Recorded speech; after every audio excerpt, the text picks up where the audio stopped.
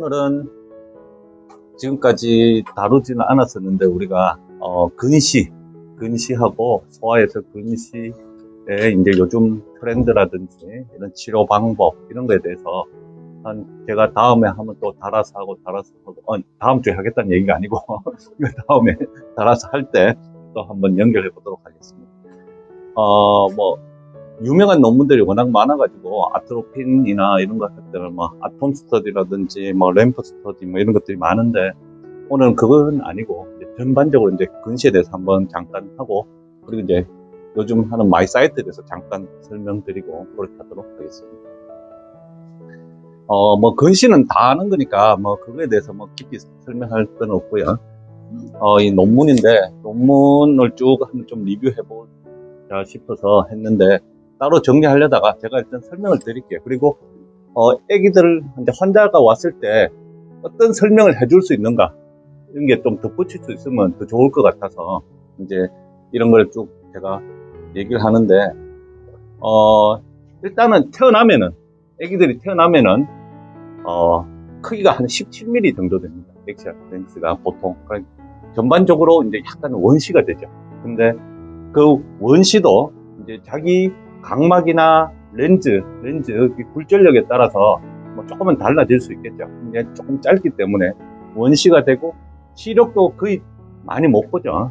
그래서 시력이 태어나서 1.0 되는 사람은 없고 애기들은 전부 다 이제 0.1도 안 되고 초점이 또 저 원거리가 안 되기 때문에 좀 힘듭니다. 그래서 어린 애들 왔을 때 뭐 어떤 시력이나 뭐 앞에 초점을 하락하면 바로 앞에서 뭐 움직이면서 해야지 저 멀리 이제 벽을 보고 하락하면 초점이 안 됩니다. 그래서 일단 태어나면 한 그 정도 되고 그리고 한 두 살 정도까지는 이제 점차 이제 커집니다. 커지는데 전반적으로 이제 앞뒤 뭐 버티컬 호리존탈하게 점점점 이렇게 커져갑니다. 커져가면서 한 그때까지 크기가 한 20에서 한 22mm 정도까지 커질 수 있다 이렇게 하는데 이때는 이제 스클레라하고 이렇게 새로운 이제 여러 가지 이제 조직들이 더 만들어지면서 이제 커지는 거고 이제 한 요 시기가 지나가면은 그다음부터는 이제 스클레라가 이제 재배치가 되면서 늘어나면서 이제 커지는 겁니다. 한 2살까지는 이렇게 새로운 이제 조직이 계속 만들어지면서 점점 더 커집니다. 그래서 우리가 이제 애들이 안 보이니까 이제 점점 더 잘 보려고 그러니까 에메트로피아 상황을 만들어가는 과정이 이제 눈이 커지는 과정이고 이제 그 과정에서 이제 더 심하게 눈이 커져 버리는 게 이제 근시가 진행되는 거죠.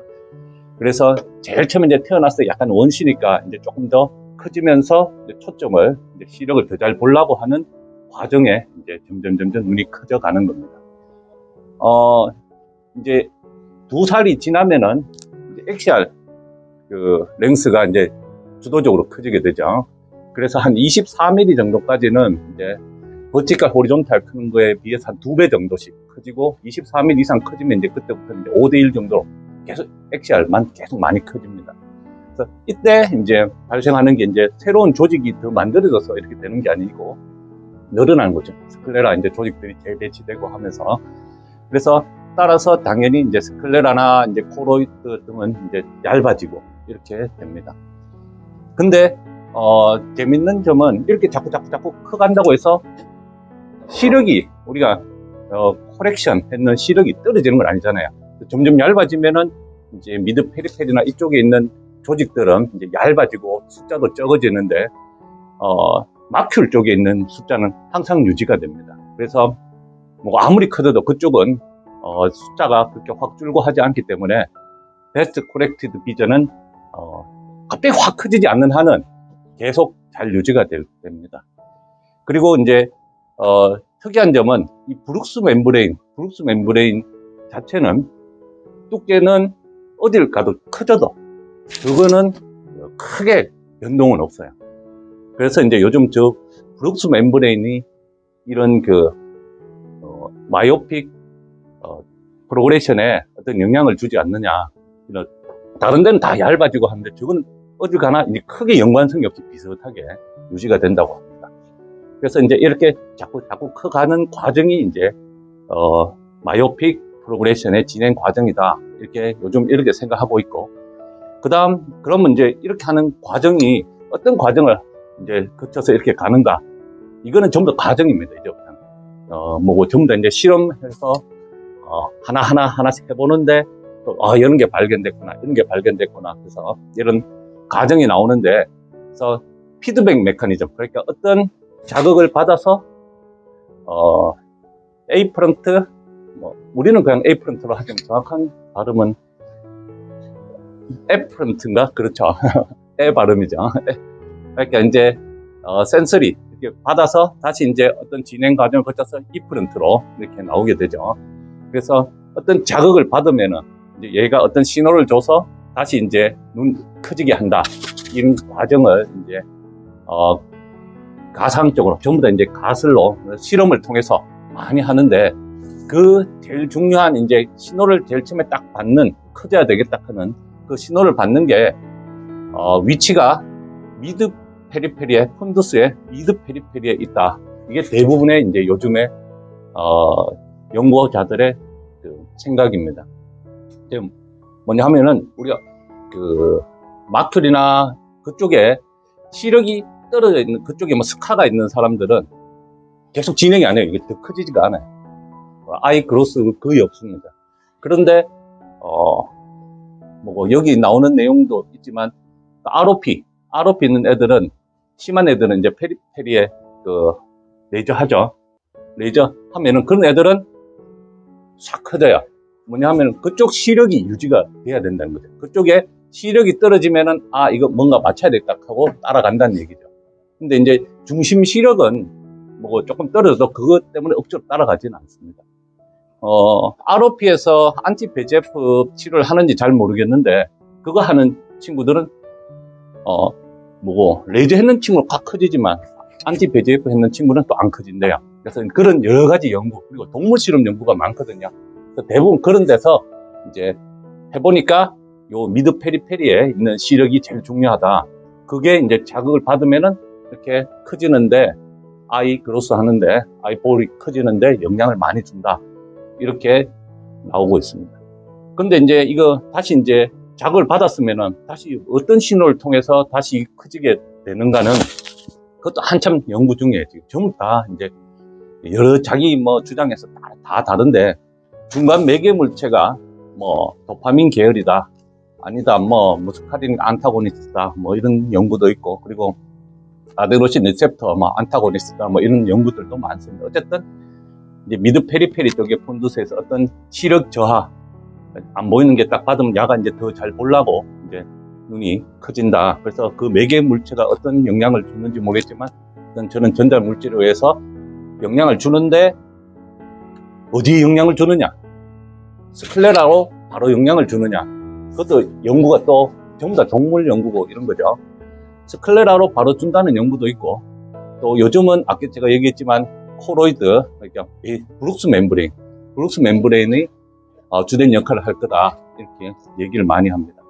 브룩스 멤브레인이 제가 뭐 망막 파트가 아니라서 정확히 잘 모르겠지만 굉장히 그 스트렝스가 굉장히 단단하다고 합니다. 그래서 스클레라나 이거보다 몇 배 더 단단해서 어떤 자극을 받아가지고 자극을 딱 받으면은 이제 얘가 이제 시력을 더 잘 보려고, 이제 초점이 여 뒤에 있으니까 더 잘 보려고 이제 당겨내는 힘이 강하고, 그리고 그걸 많이 만들면은 이 코로이드 자체가 이제 공간이 좁아지겠죠.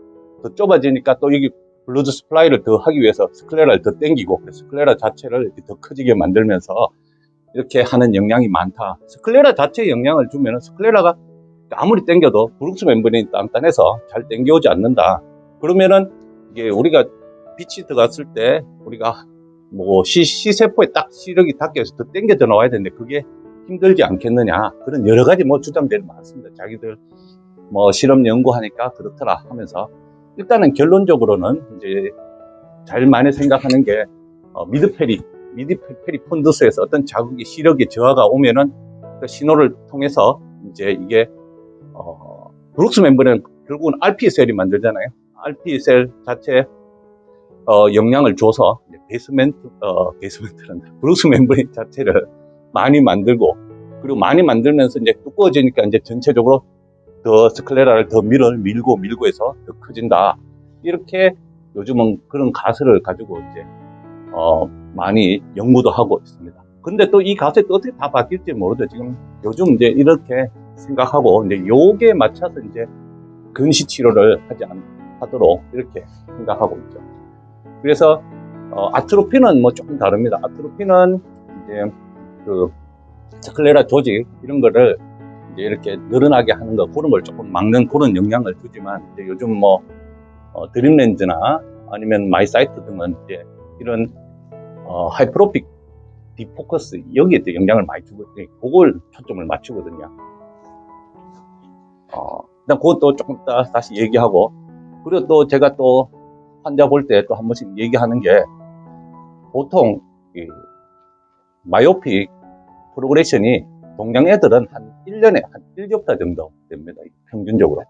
그래서 환자들한테 오면은 제가 서양인들은 한 0.5디옵터 정도 되니까 6개월 정도 한번 오면은 얘기하는 게 안경 단계 0.25, 0.25니까 한 단계에서 한 두 단계 정도면은 평균이다. 이렇게 제가 얘기하거든요. 그보다 더 많이 나빠지면 얘는 빠르다. 그래서 어떤 치료를 해야 된다. 그리고 물론 두 단계도 뭐 좋은 건 아니지만 그보다 더 줄여야 안 되겠나. 이렇게 얘기하고, 뭐 한 단계 정도라든지 뭐 거의 변형이 없으면 얘는 잘 유지하고 있다. 이렇게 얘기하죠. 그래서 한 두 단계 이상 되면은 빠르다고 얘기할 수 있습니다. 그래서 전반적으로 이렇게 가니까 그런 얘기도 한 번씩 할 수 있어서 꼭 환자들 했을 때 이제 언제부터 시력이 나오노, 잘 나오노 이렇게 물을 수도 있잖아요. 그럼 아까 전에 앞에 얘기했던 만 2세가 지나간 다음에 한 3세, 4세 되면 거의 정상 시력이 다 나와야 된다. 근데 이제 자기 이제 특성에 따라서 이제 조금 변형이 온다. 그리고 근시가 그때부터 진행할 수도 있다. 이렇게 환자들한테 뭐 어머니들이 많이 묻거든요. 그래서 그런 대답을 해줄 수 있고 또 그런 설명을 곁들여서 하면은 더 좋지 않겠나 그렇게 생각됩니다.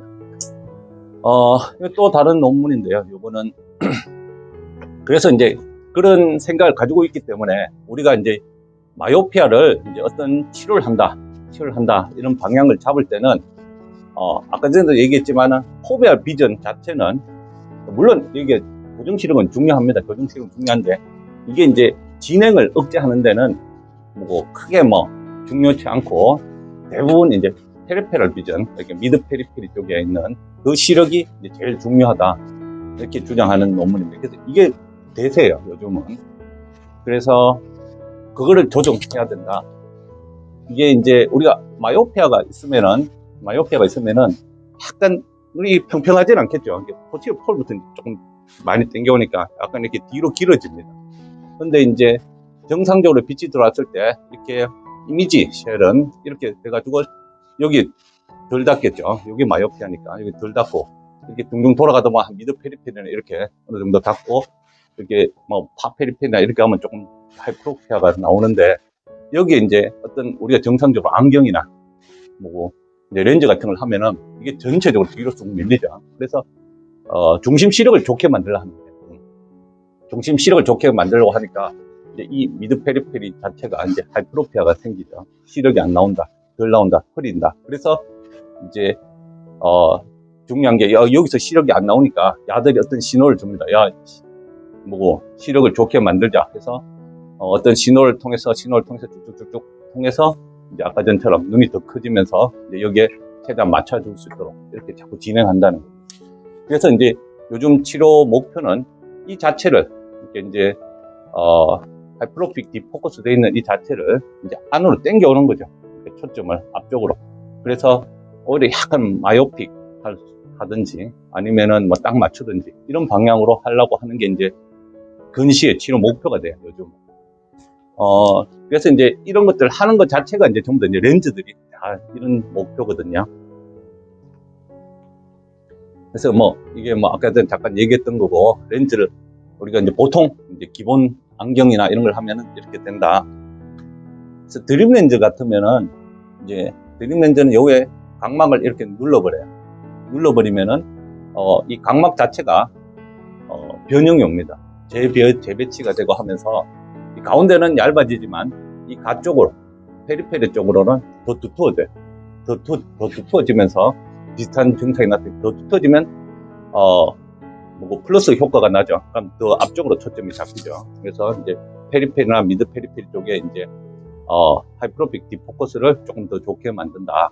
이런 거 있고, 그리고 이제 오늘 뭐 간단하게 하락하는 거, 이제 마이 사이트도 마찬가지입니다. 마이 사이트는 정상적인 도수가 있고, 그리고 이제 요 도수는 플러스 2가 들어가요. 요 정상적인 도수에서 플러스 2가 되고, 또 여기도 플러스 2가 들어가 있어요. 그래서 이제 페리페리 쪽으로 이제 요 옅은 쪽에서는 자기 정상 시력이 나오고, 이제 여기서는 약간 근시로 맺히겠죠. 뒤쪽으로 안 가니까. 그래서 이제 더 나빠지지 않도록 만든다. 이런 이론입니다. 얘들 이론이. 그래서 뭐 얘들 하는 뭐 이게 논문이 야들이 뭐 주로 했으니까 도탁하겠죠. 그래서 3년 마이 사이트에서는 3년 쓰고, 또 한쪽은 이제 컨트롤러 해서 안 쓰고, 그러니까 뭐 딴 거 그냥 기본으로 했을 때 차이가 3년 뒤에 보니까 이렇게 차이가 나더라. 디옵터에서는 썼는 게 한 0.73 디옵터가 덜 생기고, 그리고 액시알 랭스도 한 0.32, 3년 후에 0.32 정도 덜 길어졌다. 얘들이 주장하는, 물론 이건 논문으로 해서 올렸습니다. 그리고 이제 전체적으로 쓰니까 쓰는 애들은 정가 정도가 이 파란 쪽으로, 그러니까 많이 정가 안 한 쪽으로 가고, 또 안 했는 애들은 이제 이쪽으로 많이 배치가 됩니다. 저쪽으로 많이 정가하는 거죠. 근데 이제 제가 이 사진을 딱 냈는 이유가 얘들 때문에, 얘들 효과 없는 애들이 분명히 있어요. 모든 드림랜드도 마찬가지고, 마이스 사이트도 마찬가지고, 아트로펜도 마찬가지고 했을 때 모두가 100%다 시력 다 좋은 게 아니니까, 전체 평균을 얘기하는 거니까 전체 평균적으로 덜 간다는 거지, 아무리 잘 써도 이렇게 한 10% 정도는 이렇게 땡뚱맞은 애들이 있어요. 효과가 없는 애들. 그래서 처음부터 이런 애들을 밝혀낼 수가 없으니까, 이제 환자한테 이런 치료를 권하더라도 이제 전체적으로 이제 천천히 슬로우 프로그레이션을 얘기하는 거다. 하나도 안 되는 건 아니다. 이렇게 항상 설명해야 되고, 그리고 반응이 조금 적은 친구들도 있다. 그럼 뭐 이런 친구는 그래도 뭐 안 쓰는 것보다는 더 안 낫겠나, 그럴 수 있다 하는 걸 충분히 초반에 설명을 해줘야 돼. 아무 설명 없이 이거 얘는 왜 자꾸 이렇게 나빠지노? 그러면 이제 여러 가지 이제 불만도 많이 나오니까, 항상 이런 친구들도 있으니까 항상 생각해야 되고, 결론은 뭐 마찬가지죠. 뭐 좋다, 뭐 덜 나빠지니까. 그리고 요거 2019년도니까 또 3년 더 연구해서 여기서 달아서 또 논문을 냈던데, 그래서 이제 했던 애들 이제 다 뭉쳐가지고 그냥 다 끼웠어. 이제 안 했던 애들도 끼웠다.